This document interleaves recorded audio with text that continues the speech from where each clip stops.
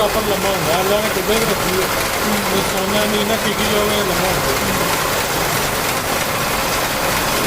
ਅੱਛਾ ਇਹ ਸ਼ਾਇਦ ਸਾਰਾ ਇੱਕ ਹੀ ਤਾਰ ਦਾ ਫਰਕ ਹੈ ਇਹਦੇ ਜੋ ਇਹ ਇੱਕੋ ਹੀ ਅੱਗੇ ਜਾ ਗਿਆ ਤੋਂ ਨਾ ਲੱਗ ਰਹੀ ਨਾ ਦੂਜੀ ਨਾਲ ਨੇ ਕੋਈ ਜਾ ਕੇ ਬਰੀਕ ਹੋ